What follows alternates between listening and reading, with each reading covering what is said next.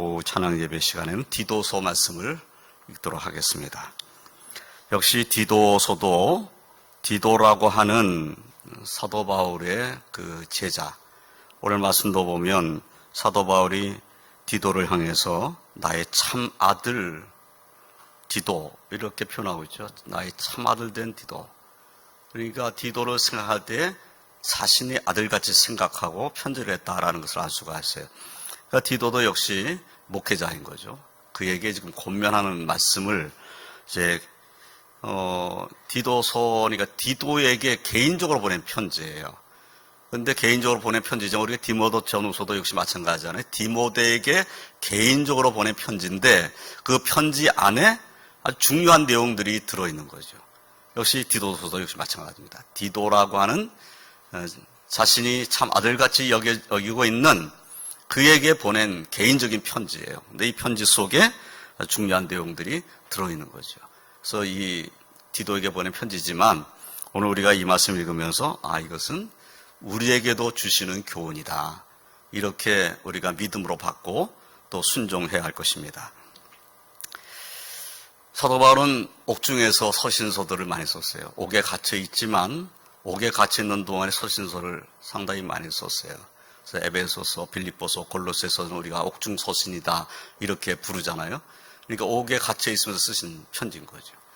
그런데 이 디도서는 옥에서 잠깐 놓인 적이 있었는데 그때에 디도를 생각하면서 보낸 편지였을 것이다. 이렇게 추정이 됩니다. 지금 디도에 대해서 지금 권면하는 말씀이 무엇인가 하는 것을 오늘 함께 생각하면서 은혜를 나누고자 합니다. 먼저 사도 바울은 이 편지를 쓰는 사람이 바울 자신이라는 사실을 언급해 놓고 있어요. 그리고 이 편지를 받는 사람은 디도라는 사실을 또 분명하게 언급해 놓고 있습니다. 그래서 사도 바울이 디도에게 보낸 편지다라는 것을 아주 분명히 해놓고 있다는 것을 알 수가 있어요. 1절 말씀에 보니까 하나님의 종이요 예수 그리스도의 사도인 나 바울이 사도된 것은 하나님이 택하신 자들의 믿음과 경건함에 속한 진리의 지식과 영생의 소망을 위함이라. 자, 이 말씀에서 사도 바울은 자신이 사도가 된 이 은혜는 무엇 때문이냐, 무엇을 위해서 하나님께서 나를 택해서 사도로 삼으셨느냐 하는 것에 대한 말씀인 거죠. 내 자신을 표현할 때에 하나님의 종 예수 그리스도의 사도라고 자신을 표현했어요. 그리고 사도된 것은 하나님이 택하신 자들의 믿음과 경건함에 속한 진리의 지식과 영생의 소망을 위함이라. 여기에 믿음, 경건, 지식, 영생의 소망 이것들을 언급을 했어요. 그러니까 사도 바울이 내가 하나님께로부터 이 사도의 직분을 받은 것은 이것을 위해서 내가 사도의 직분을 주셔서 일하게 하셨다. 이렇게 말씀한 거죠. 그런데 영생의 소망에 대해서는 2절에 또 말씀했어요. 이 영생은 거짓이 없으신 하나님이 영원전부터 약속하신 것인데 자기 때에 자기의 말씀을 전도로 나타내셨으니 이 전도는 우리 구주 하나님이 명하신 대로 내게 맡기신 것이라. 그래서 영생의 소망에 대해서 말을 할 때에 영생은 하나님께서 약속하신 것이다. 그런데 하나님에 대해서 뭐라고 표현했냐면 거짓이 없으신 하나님. 하나님께서 약속하실 때 거짓으로 약속하신 분이 아니라는 것을 아주 명백하게 말씀하는 거죠. 그러니까 하나님께서 거짓이 없은 분인데 그분이 영원전부터 약속하신 것이다. 영생은 영원 전부터 약속되겠다. 누구에게? 택하신 자에게. 근데 그것을 나보고 알리라고 이 사도의 직분을 주셨다. 그 말인 거죠.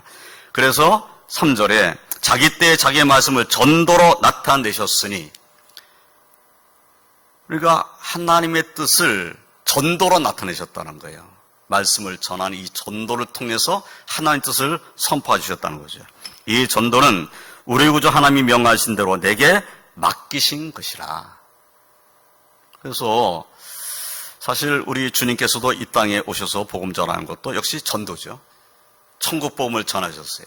그러니까 예수님께서 이 땅에 오셔서 한 일은 천국 복음을 전하는 일, 전도의 일을 하신 겁니다. 그리고 사도들에게 복음 전하라는 사명을 주셨어요. 그리고 사도들은 그 복음 전하는 사명을 받고 땅 끝까지 이르러 내 증인이 되리라고 하는 그 주님의 말씀을 의지하고 복음 전하는 자들이 된 겁니다. 그러니까 사도들 통해서 복음이 온 땅에 퍼져나갈 수 있도록 그렇게 하나님께서는 성령으로 말미암아 역사하셨다. 성령으로 충만케 하셔서 사도들로 성령 충만케 하셔서 또 그 마가의 다락방에 모여서 기도했던 성도들에게 성령으로 충만케 하셔서 주의 복음이 힘있게 더 많은 이들에게 전해지도록 하셨다라는 것을 우리가 생각해 볼 수가 있어요. 그런데 특별히 사도 바울은 나는 사명이 있다 이런 말인 거죠. 하나님께서 나보고 전도하라고 사명을 주셨다. 근데 그 전도하는 내용이 뭐냐? 전도할 내용이 뭐냐? 그것을 지금 이렇게 말씀한 거예요. 택하신 자들의 믿음, 경건함에 속한 진리의 지식, 영생의 소망, 이것을 나보고 전하라고 전도의 사명을 내게 주셨다. 그래서 내가 그 전도하는 일을 지금 감당하고 있다라는 말씀을 하고 있는 거죠. 그럼 오늘날 우리들도 우리가 전도하러 나가서 누구를 만나고 매일같이 아침부터 나와서 저녁 늦은 시간까지 전도하러 나가지는 못하잖아요.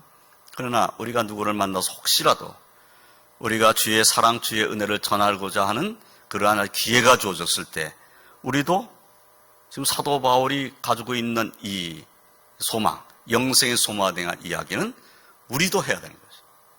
그것은 우리에게도 맡겨주신 사명이다 이렇게 생각을 해야 되는 거죠.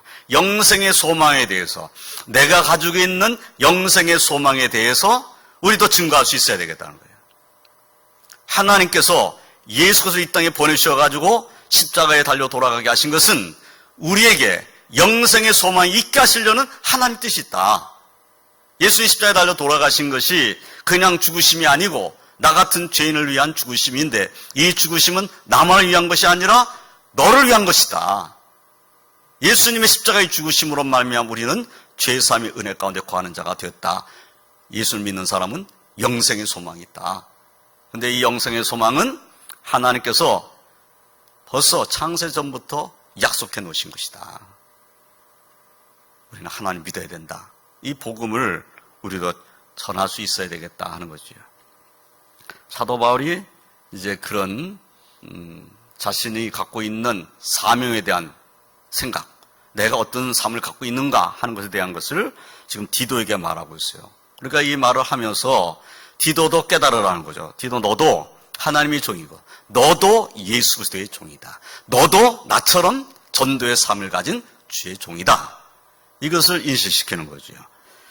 4절에 같은 믿음을 따라 나의 참 아들 된 디도에게 편지하노니. 예, 같은 믿음을 따라 자신이 전도의 삶을 받은 이 믿음을 가지고 있는 것처럼 디도도 이와 같은 믿음을 갖고 있다는 것을 사도 바울이 확신하고 있는 거예요. 그 같은 믿음을 따라 나의 참 아들 된 디도에게 편지하노니 하나님 아버지와 그리스도 예수 우리 구주로부터 은혜와 평강이 내게 있을지어다.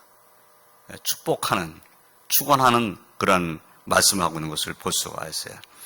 왜 사도 바울의 편지를 보면은 은혜와 평강이란 말을 항상 붙여 쓰고 있는 사도 바울의 모습을 볼 수가 있어요. 그러니까 은혜, 하나님의 은혜가 임하면 평강도 함께 온다라고 하는 의미가 여기 담겨져 있는 거죠. 하나님 은혜가 오고 그 은혜로 말미암아 우리는 평강을 누리게 되는. 그래서 은혜와 평강이 내게 있을지어다. 그런데 은혜와 평강은 어디로부터 오는 겁니까? 하나님 아버지로부터 그리고 그리스도 예수 우리 구주로부터 오는 것이다. 이렇게 말씀하고 있는 거죠. 그래서 참된 평안, 참된 은혜는 하나님 아버지로부터 예수 그리스도로부터 우리에게 주어지는 것이다. 그러니까 하나님을 믿는 믿음을 갖고 있는 사람, 예수 그리스도를 믿는 믿음을 갖고 있는 사람에게는 은혜와 평강이 당연히 충만해져야 한다. 그런데 나는 은혜와 평강이 없는 것 같은데요. 내가 예수를 믿긴 믿는데 왜 나는 그럴까요? 우리가 이런 생각을 할 수가 있어요. 문제는 내가 온전히 하나님 앞에 맡기는 자의 삶을 살고 있는가 하는 걸 우리 자신에게 물어봐야 하는 거예요. 자, 우리들은 걱정이 많습니다.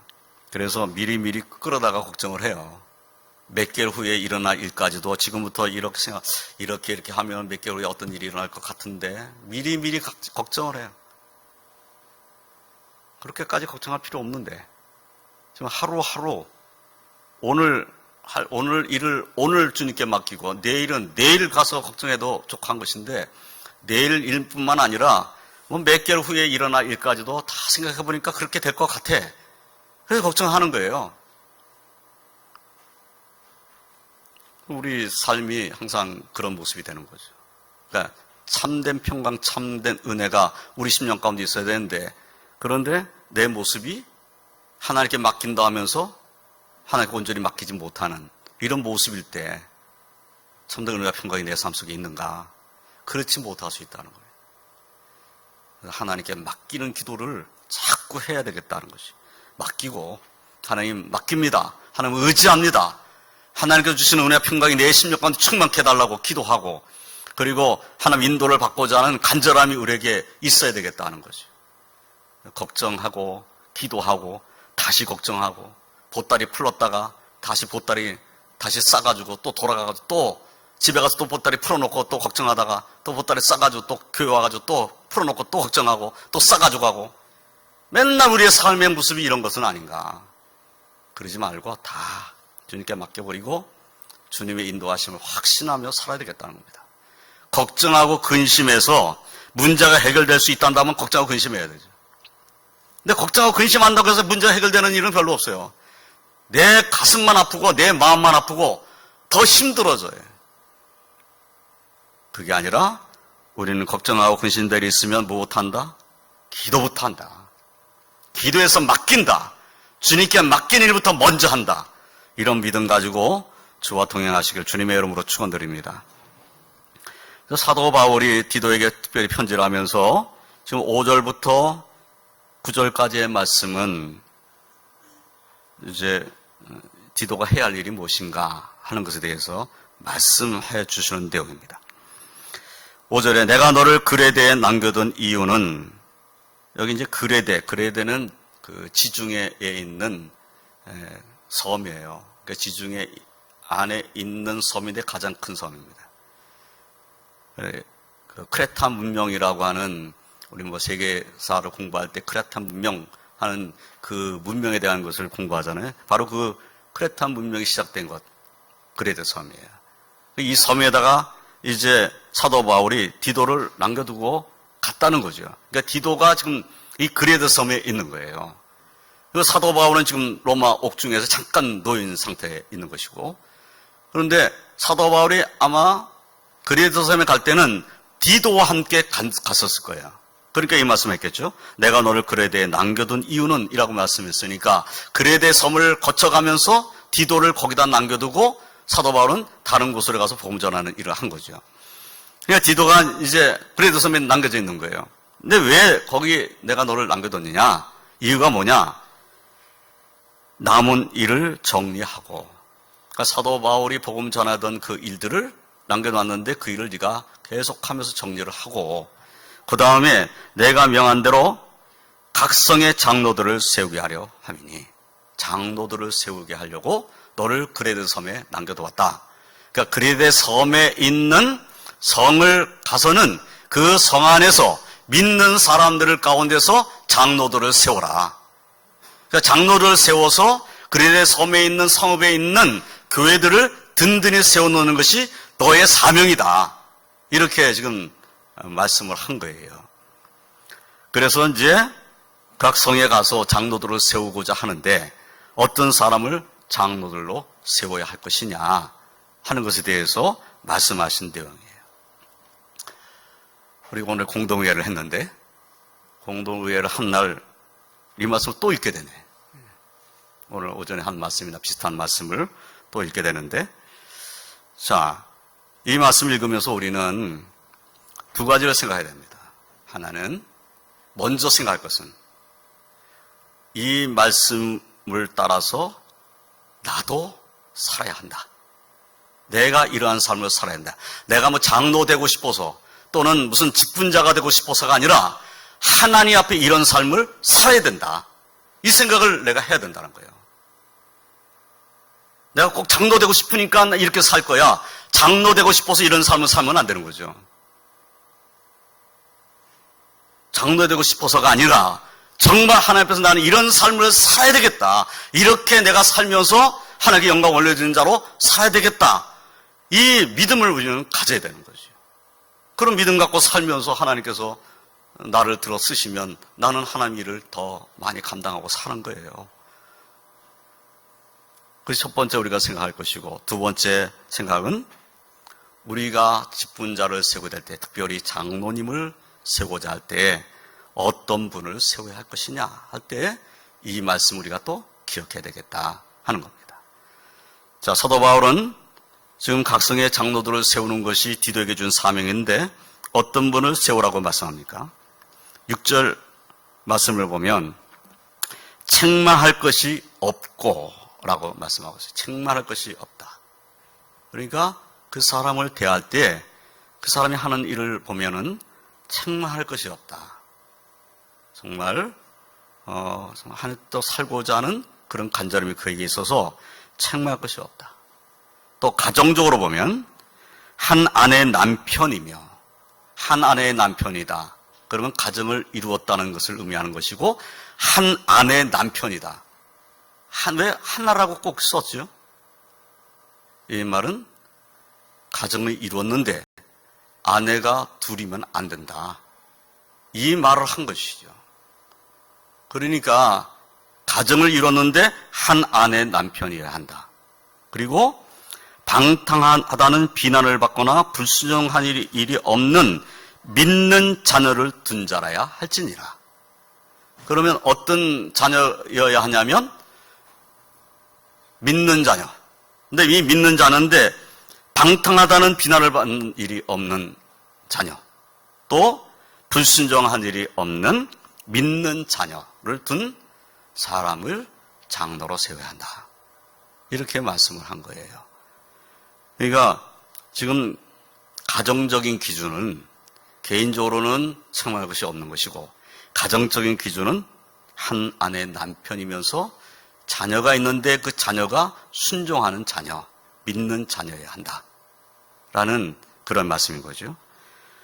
또 7절 말씀을 보면 감독은, 이 감독도 장로이면서 감독을 말하는 거예요.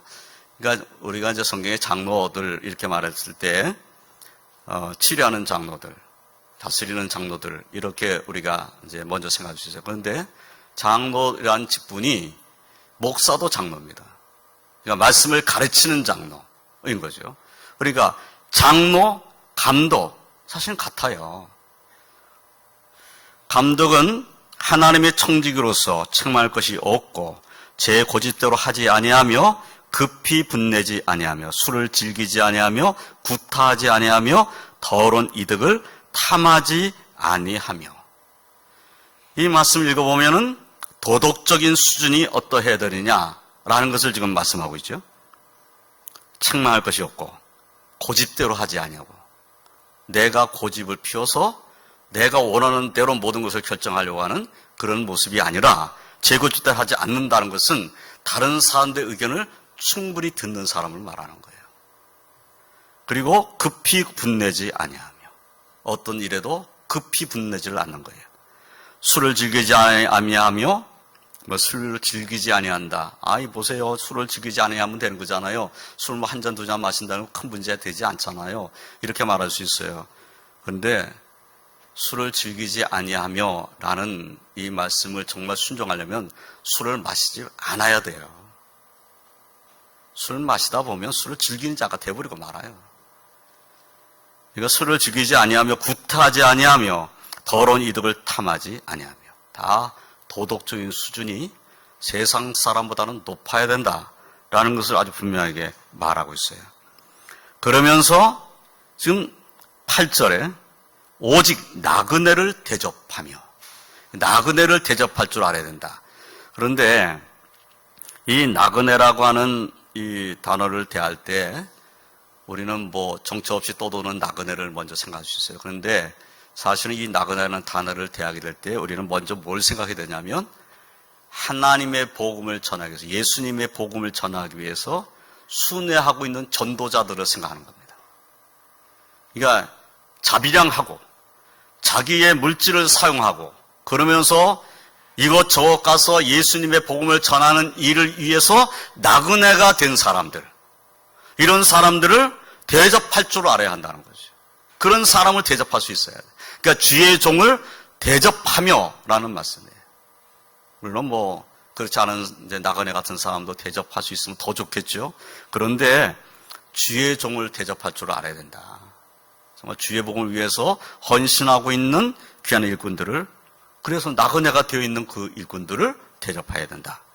그래서 선행을 좋아하며 신중하며 의로우며 거룩하며 절제하며, 그의 삶이 어때야 되는가 하는 것을 우리가 알 수가 있는 거죠. 여기에 선행, 신중, 의로우며 거룩하며, 그 다음에 절제하며. 이 절제라는 단어가 상당히 중요한 단어예요. 절제한다. 이 절제한다는 뜻이 어떤 뜻인가요? 절제한다. 내가 충분히 그 이상 할 수 있음에도 불구하고 그것을 하지 않는 거예요. 왜 절제합니까? 덕을 세우기 위해서. 절제를 잘하면 덕을 세울 수 있습니다. 그런데 절제하지 못하면 덕을 세울 수가 없어요.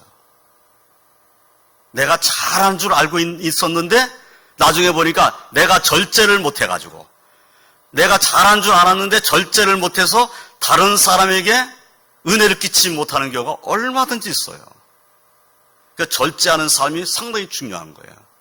그러니까 뭔가를 할 때에도 내가 다 할 수 있음에도 불구하고 내가 절제하고 다른 사람도 함께 일할 수 있게 하는 것, 이것이 굉장히 중요한 거죠. 내가 다 해버리면 내 마음 편해요. 내가 다 해버리니까 끝난 거야.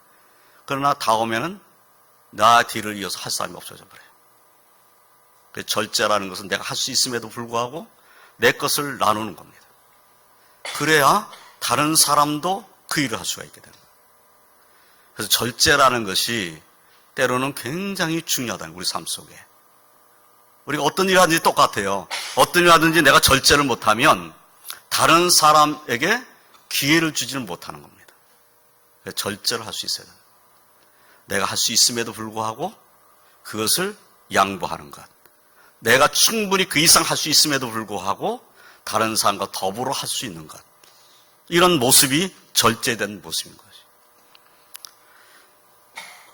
그리고 마지막 9절 말씀을 보면 믿은 말씀의 가르침을 그대로 지켜야 하리니.